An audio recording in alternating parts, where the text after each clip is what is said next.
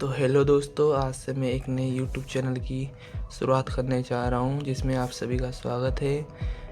मेरा बेस रहेगा वैसे तो एजुकेशन से रिलेटेड वीडियो ही डालूंगा, जहां तक कि 10th मेरा टारगेट जो है वो 10th के लिए ही है। तो आज से ही मैं आज मेरा डे फर्स्ट है और मैं आज से ही एक नए यूट्यूब चैनल की शुरुआत करने जा रहा हूँ। तो अपना जो फर्स्ट चैप्टर है उसमें मैं द्विघात समीकरण वाला चैप्टर ही रिलीज़ कर रहा हूँ।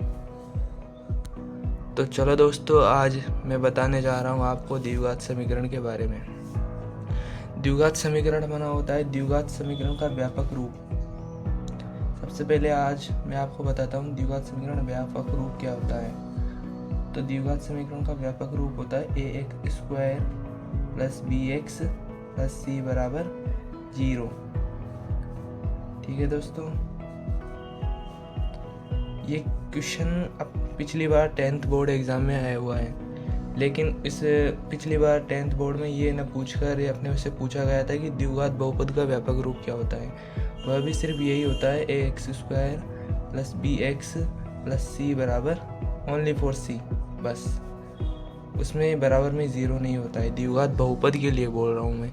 द्विघात समीकरण का व्यापक रूप होता है ax square plus bx plus c बराबर 0। तो अब हम जानते हैं कि द्विघात समीकरण होता क्या है।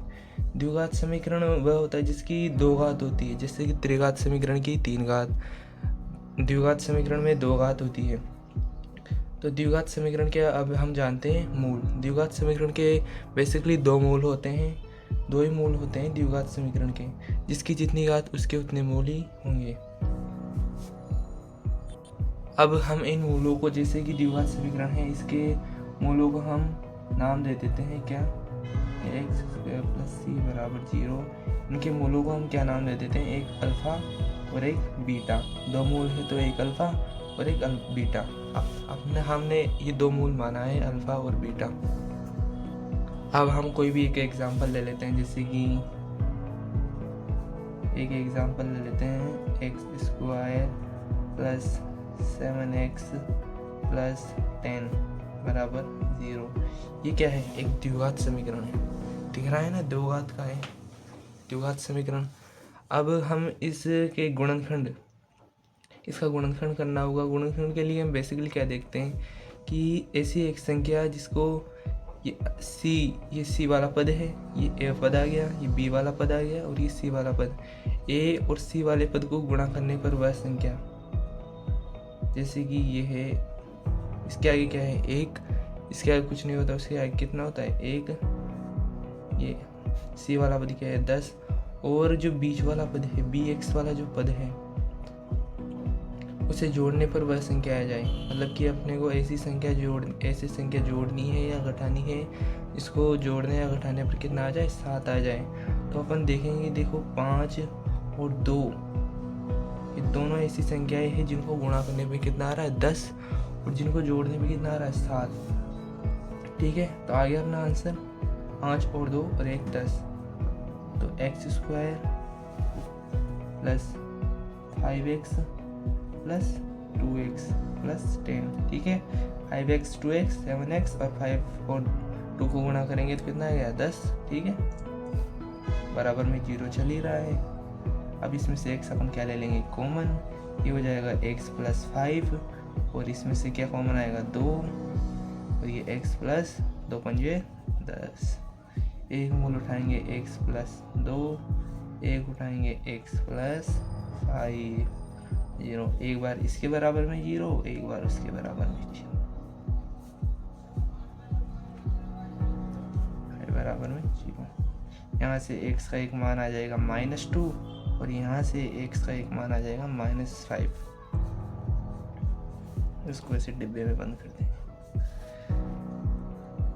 तो ये है द्विघात समीकरण के 2 मूल। अब अपन ये दोनों मूलों को अगर इस द्विघात समीकरण में रखेंगे ना, तो बराबर में अपने क्या प्राप्त होगा, 0 प्राप्त होगा, 0 प्राप्त होगा।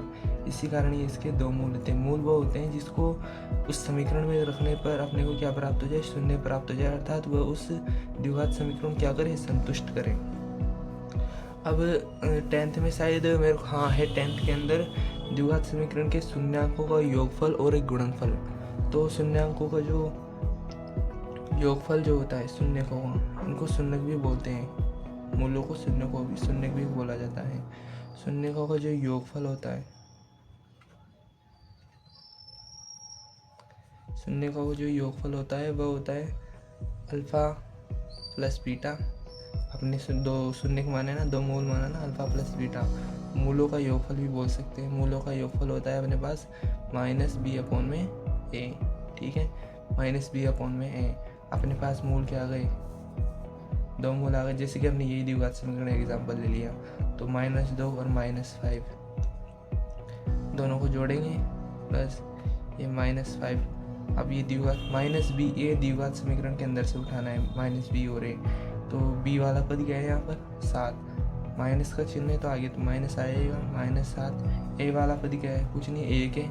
ठीक है, तो अगर इन दोनों को जोड़ेंगे तो क्या आएगा, -7 और -7 बराबर आ चुका है। अगर आप कहीं फिर द्विघात समीकरण के दो मूल निकाल लो और आपको लगे कि ये गलत है, तो आप चिन्हों का योगफल मतलब कि इन दोनों को संतुष्ट करके भी देख सकते हो। अगर ये दोनों बराबर होते हैं तो द्विघात समीकरण के जो दो मूल होते हैं वह संतुष्ट होते हैं, मतलब कि सही होते हैं। अब बताता हूँ मैं आपको शून्यांकों का गुणनफल अर्थात मूलों का गुणनफल। शून्यकों का गुणनफल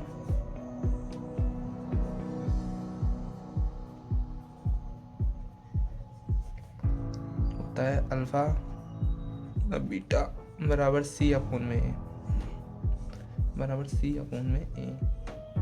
-2। एग्जाम्पल बेसिकली ये ले लिया। c वाला पद कितना है यहाँ पर 10, a वाला पद a। दोनों को गुणा करेंगे माइनस माइनस तो प्लस हो जाएगा और 10 बराबर 10। तो अपन ने जो ये द्विघात समीकरण के दो गुण निकाले थे वह एकदम बिल्कुल करेक्ट है। ठीक है दोस्तों,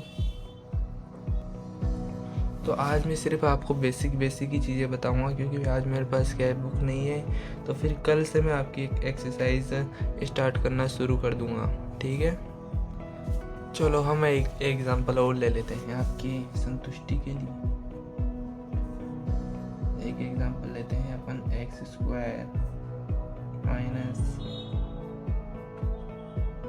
-7x + 4।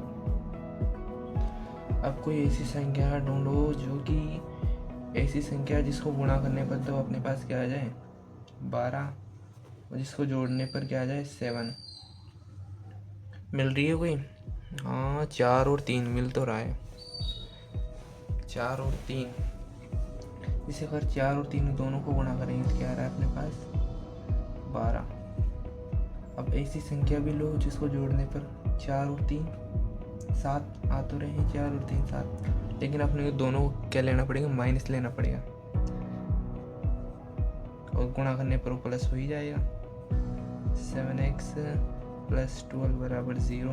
ये हो जाएगा x² -4x -3x + 12 बराबर 0। कॉमन आएगा x -4, यहाँ से आएगा -3, यहाँ से आ जाएगा x -4। ये हो जाएगा x -3, ये हो जाएगा x -4। एक बार इसके बराबर में 0 ले लेंगे। अब तो आप डायरेक्ट कर ही सकते हो यार। ये हो जाएगा x बराबर 3 और ये हो जाएगा x बराबर 4। आप शून्यांकों का गुणनफल योगफल भी निकाल लो। योगफल बेसिकली मैंने आपको बता ही दिया, अल्फा प्लस बीटा बराबर -b/a और अल्फा गुणा बीटा बराबर c/a।